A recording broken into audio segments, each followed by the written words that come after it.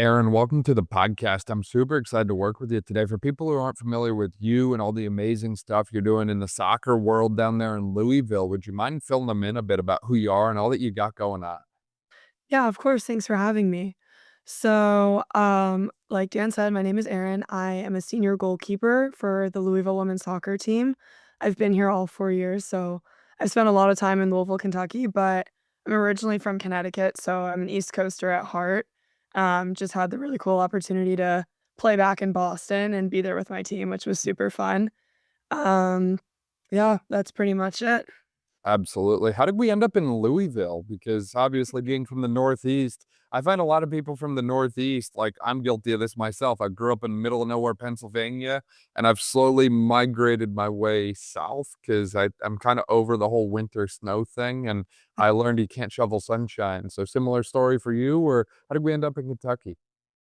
Yeah, so my recruiting process was kind of crazy. It was during COVID. So honestly, originally I was only looking at the East Coast just because it was driving distance. I was able to see schools that way, able to kind of tour campuses on my own because that was the only really option at the time. And didn't know anything different. Just kind of had spent all my time through soccer tournaments and all of that up in the Northeast. I think the farthest south I'd been was like Virginia for a tournament. But as my recruitment process continued, I kind of started to expand my horizons, and I had an older sister, who played D3 soccer out in Ohio, so I kinda came out to the Midwest. I was looking at Big 10, ACC, Power 4 schools, and I knew someone who was playing at Louisville at the time, and she was from Connecticut herself, and I actually visited in January when it was pretty cold down here, so it felt like home at the time just weather-wise, and the culture and the home that Louisville offered me, I couldn't say no.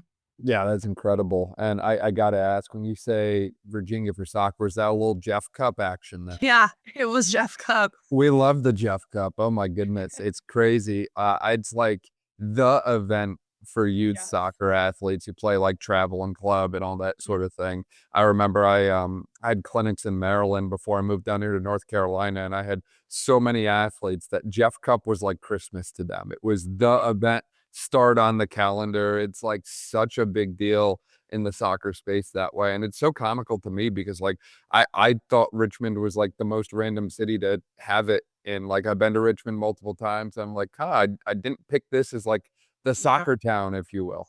Mhm. No, I 100% agree with that.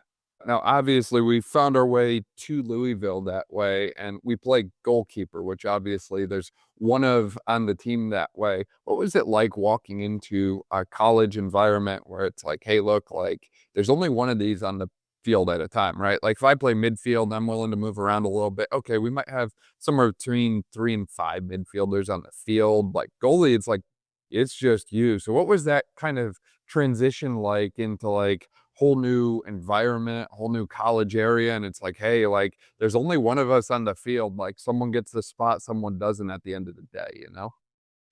Yeah, so I kind of had a unique scenario with that where when I came in, it was me and a goalkeeper transfer from Ole Miss, and then there was a current goalkeeper here at the time. So two of us were new, and it was between us kind of for that starting spot. Obviously, I was a true freshman, so it was a lot at the time. I think adjusting in. We came early July, which definitely helped. You get your feet under you before classes start as well. Um, but there was a lot of pressure with it, I won't lie, it was new because the level is higher, the play is faster, everything is better. But there was a conversation with my coaches that I was in the running for the spot, and I think as soon as I heard that I had a chance and there was a set chance of me playing, like, there was a mind shift, and I was like, "I have a shot at this, like, I want it." And just so that drive during preseason, I knew that I could be what my team needed behind me. I had a really strong senior back line, which was so helpful because they had the experience that I didn't at the time. And so being able to rely on them and their experience and their leadership was just truly amazing, and I was so grateful for it at the time because you're on the field and you're like, "Oh, wow, like, I'm playing against UNC." And you're like, "Okay, you're on the field playing against UNC, like, lock in." Right. No, that's so funny, and I mean, I am nowhere near as good as you are at goalkeeper. I played like high school and like club goalkeeper, but never made it anywhere close to the level that you did. And like, it was always amazing to me watching some of these high level goalies play, because it's like, obviously there's one of you, and I swear the goal doubles its in size when you're standing in front of it, facing away from it. But also like the attention to detail on little things that can either lead to a goal given up or preventing and saving a goal that way is just incredible. There was a video I was watching this morning, and I forget what team it was, but essentially they had a free kick just outside of the penalty box, and they had two players run over the ball at separate times, didn't touch it, and each time they ran over, one guy in the wall jumped. And then when the guy went to shoot, he shot on the ground where the guy was jumping up, and they scored a goal off of it. And it's like, that little attention to detail that someone like me, I would have just been dumb and not picked up on anything close to that. But like when it was like pointed out clear as day to me, I was like, wow, there's a lot that goes into it. And I think it's far more impressive than a lot of people maybe give it credit for, because you just make it look so easy and effortless when you're playing it. Well, how do you make it look so easy? I would assume prep and a lot of hours go into what we see on the field, kind of under the iceberg, if you will. Yeah, I think the biggest thing for me has been film.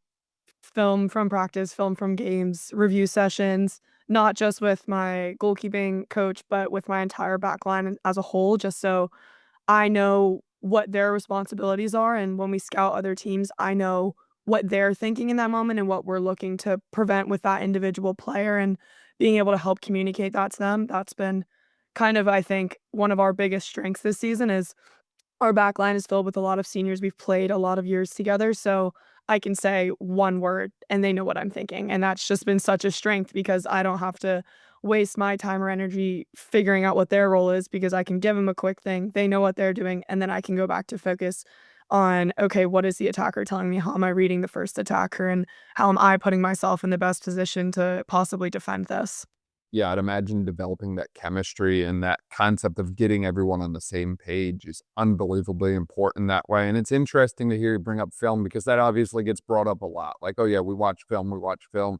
But obviously there's so many hours in a day. How do you go about watching film, maybe, intelligently, if you will?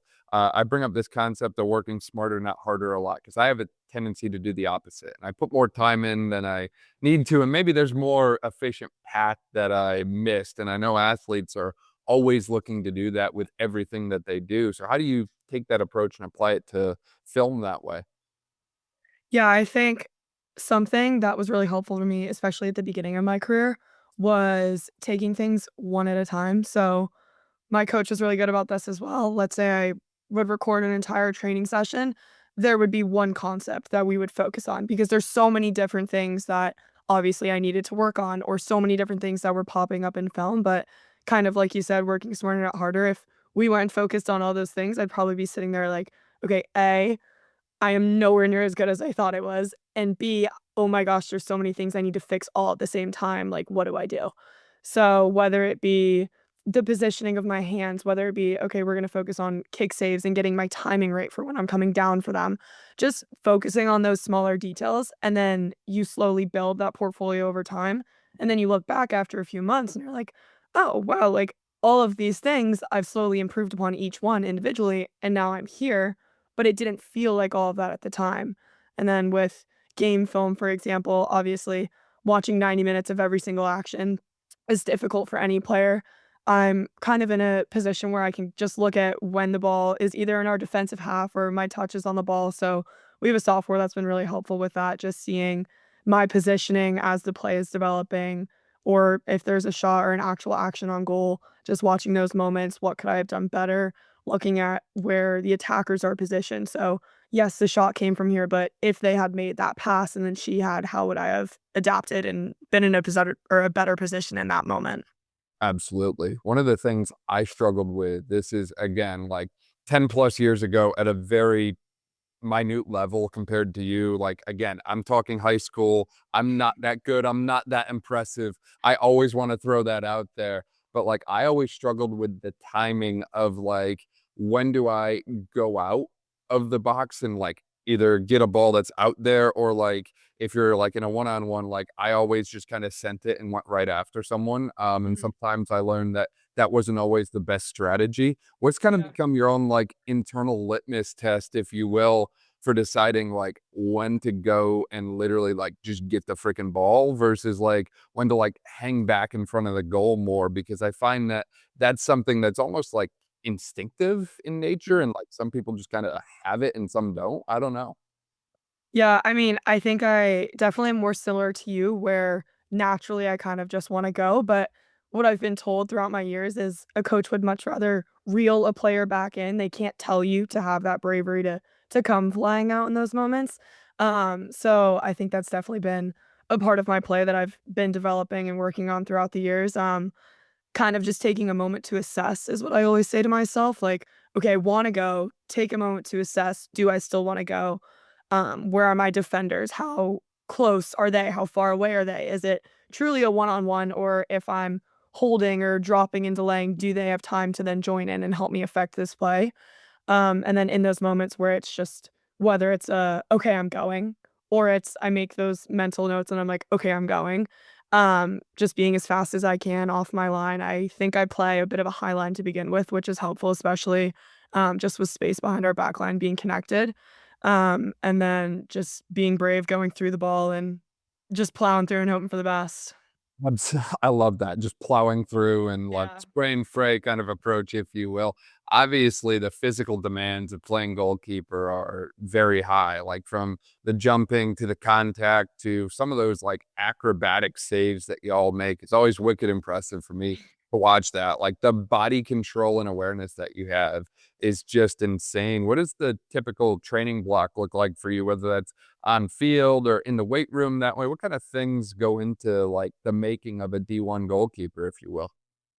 Yeah, I think for me, my speed has always been a strong suit of mine, especially just I'm not short, but I'm not the tallest. I'm around 5'8", so as someone who doesn't have that height advantage, just knowing that I can be faster than the attacker to the ball or fast enough to still get there, and then explosiveness ties into that, vertical and horizontal.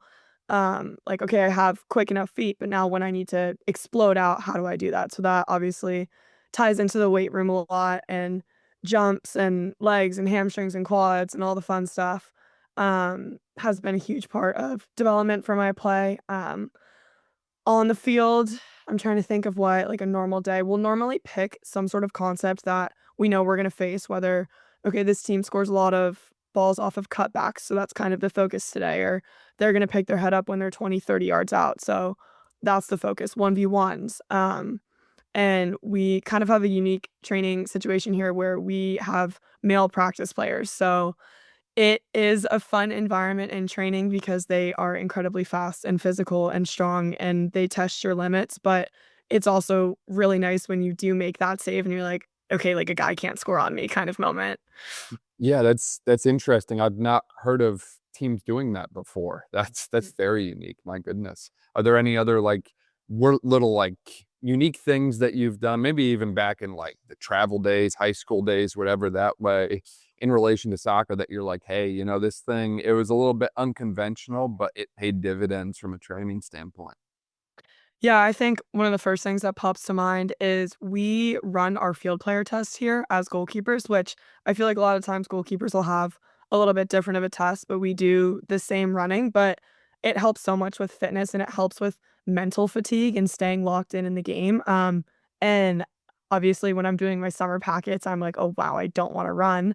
But then I'm in the game and I'm like, okay, 89th minute, like I'm locked in. There's no part of me that's wanting out of that moment. And I think that really does tie into our physical fitness and just the fact that we're there and we're ready and we're just as fit as anyone else on the field and also drawing confidence from that in those moments.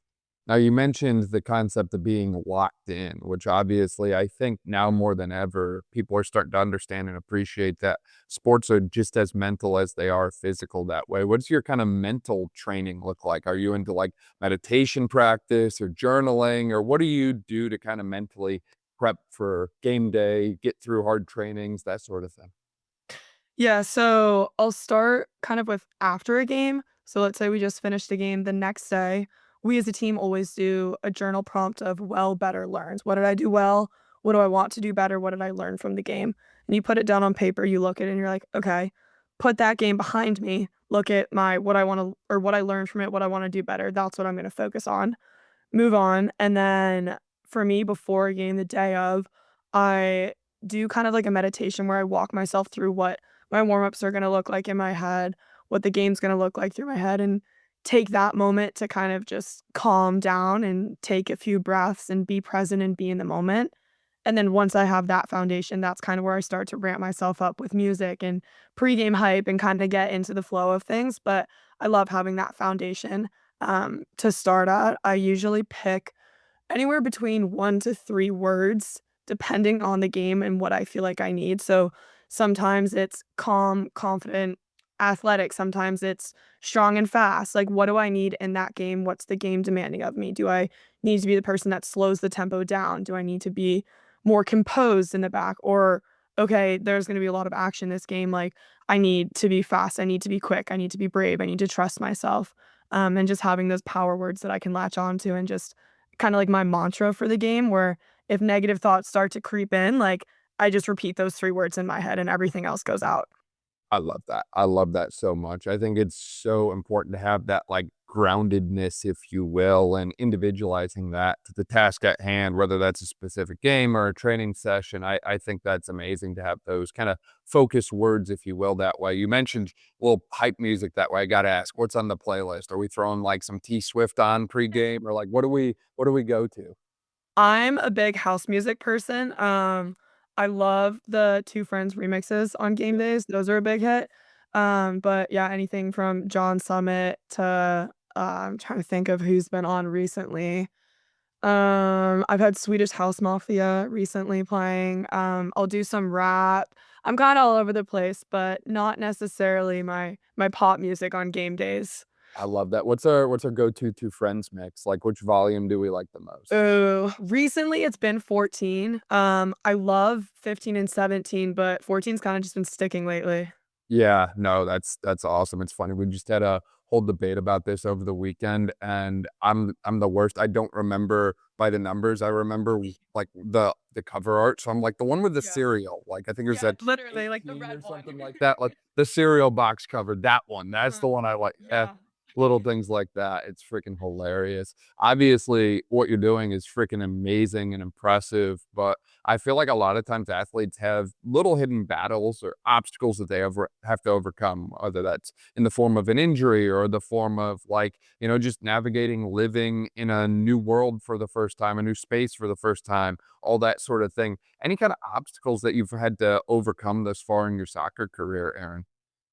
Yeah, I think the biggest thing for me is probably the biggest battle for me is staying available, and I think that is one of the biggest challenges with college athletics is how can I be healthy, but how can I help myself stay healthy, and how can I prepare in advance? And so for me, whether that's rehab every week for little nagging things, or I feel great, but I'm still gonna do this rehab just because I know that with all the kicking that I do, sometimes my groins flare up, or okay, I jammed a finger, like, it's no big deal, but I'm gonna take the time to heat it and ice it just to prevent any bigger things from arising. Just because with the pressures of being a goalkeeper, like you said, there's one on the field, you don't have that active rotation, it's not really like, "Okay, I'm not gonna be seeing a full 90 tonight," like, maybe my time is just limited on the field, like, you're in or you're out, and for me, I'm always someone that will push through whatever physical issues I have to be on the field. So kinda trying to help myself out in a manner where I'm not having to push through these crazy things, and I'm working with my trainer constantly to make sure that my body is as ready as it can be for the moment. Yeah, it sounds like you take a very heavy preventative approach to things, which I think is incredible to see. And it's something I wish every athlete would do that way is like, what can I do proactively to make sure things don't happen to me instead of just reacting when they do? Yeah, no, I would just kind of emphasize it. I think it's something you learn naturally as you go Right. through your career. I think in the mornings we always make jokes because it's all the seniors in the training room and then the freshmen are running around and energized before practice and we're all heating and rolling out and oh, we're so sore from lift just after 4 years of athletics, but it's something that you really do start to realize, like, "Okay, my body is my temple, like, I can't play soccer without my body, so I need to take care of it." Absolutely. No, I could not agree more. And obviously, you've had a number of iconic games against amazing programs that way, right? Like, I think you ended last season, like, against Clemson with like a clean sheet or something crazy like that. Any specific moments from your career that have really stuck with you so far? Like, any big memories or anything like that? Yeah, I think sophomore year, we upset Duke, and that was fun just because Duke is a power program, so being able to be a team that prevented them from getting to the postseason was just a positive moment on our end, and I think we took that into my junior year with us.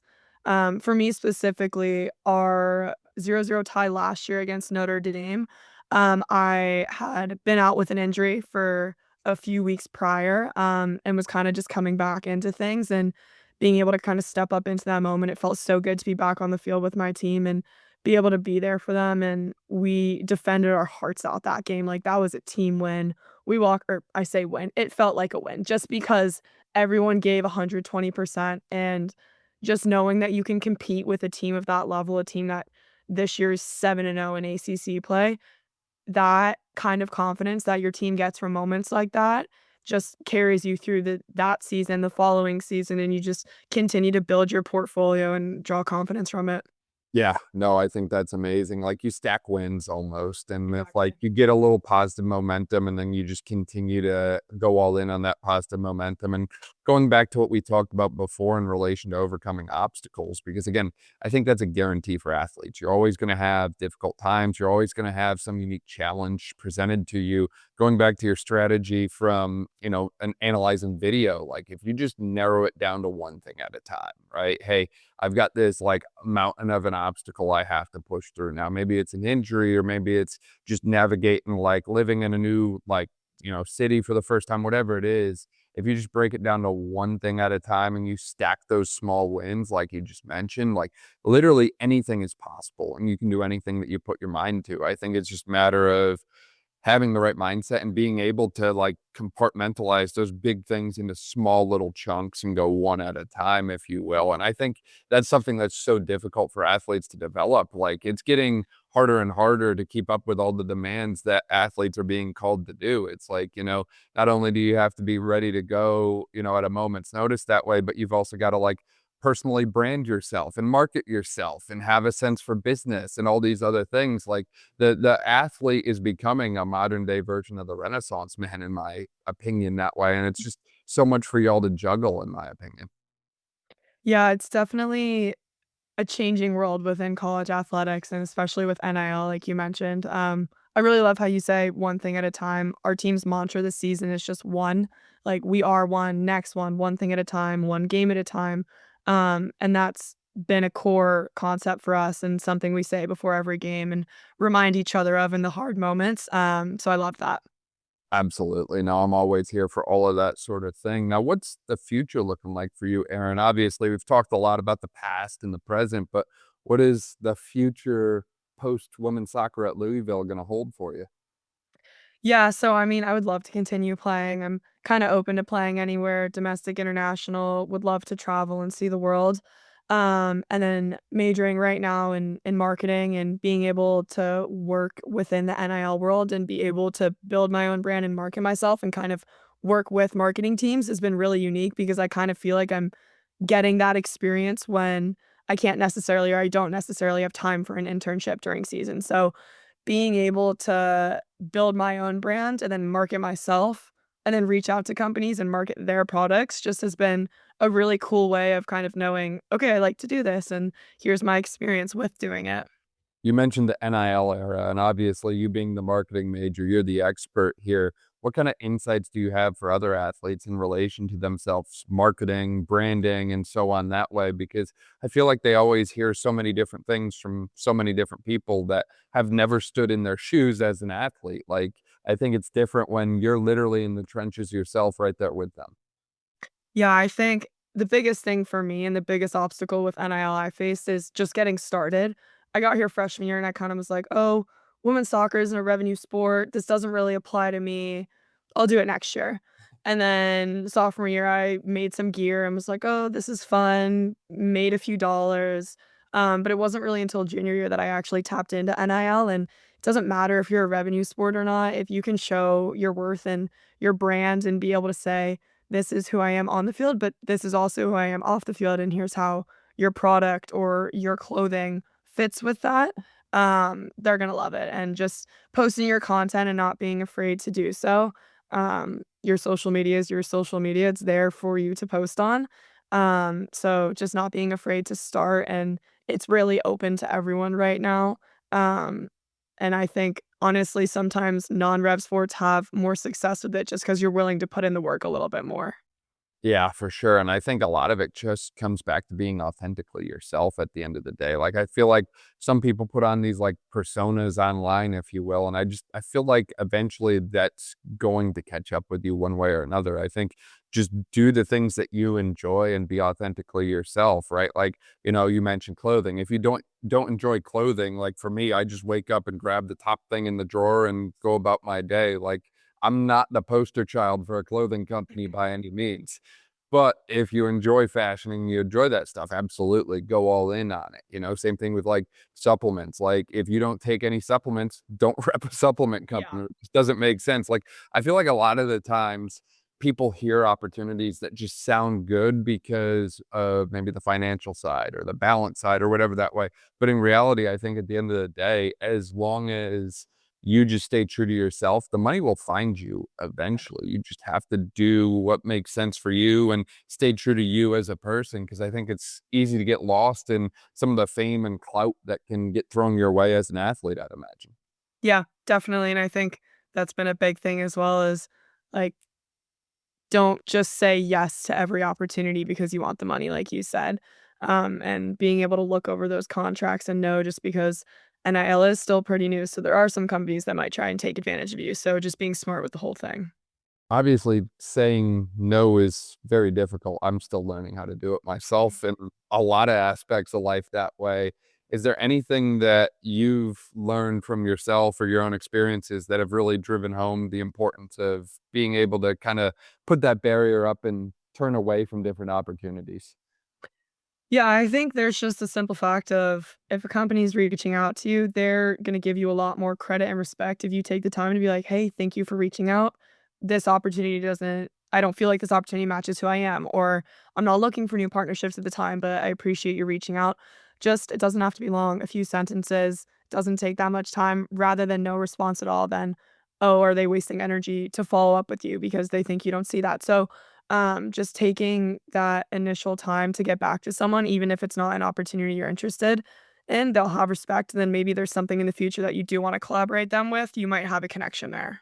Yeah, and one of the things I've actually done is when people reach out to me and it's not of interest for me, obviously this is not in relation to NIL, this is in relation to like company work and that sort of thing. If it's not for me, I usually know someone who it would be for, and I connect them there. And I find that concept of giving to someone else and giving to that company ends up coming back tenfold. That's not why I do it. It doesn't need to be transactional. Like at the end of the day, like you just want to help people, like have Yeah. good intentions. But I find the more you give like that, the more the universe tends to spin things back around into your favor, I find. Yeah, 100%. Erynn, I feel like we could probably talk about you all day long because obviously you're just an insanely impressive athlete. Is there anything that we were maybe discussing about that you want to expand on or anything that you want to kind of share with listeners today? I think my one message would just be chase after every opportunity. Don't let someone tell you that your ceiling isn't that high or you don't have the potential to do it. Especially in the recruiting process, you never know what a coach is looking for, what a team is looking for. So don't be afraid to reach out because I think no is better than not knowing. Absolutely. I could not agree more. And Erynn, for people who want to find out more about you online, obviously keep up to date on the soccer side and maybe check out some of the merch and different things that you mentioned that way. Where can they find you at? Yeah, I'm most active on my Instagram or my TikTok. My Instagram handle is just Erynn M. Floyd. My TikTok is just Erynn Floyd. I post a lot, so be warned, but my life is out there. I love doing day in the lives. My links are out there, so feel free to check it out. Yeah, that's awesome. We'll link to all of that in the description below too. That way, if you didn't quite catch it, you can just click there, see everything that Erynn is up to. Erynn, this was awesome. I appreciate your time. Yeah, of course. Thanks again.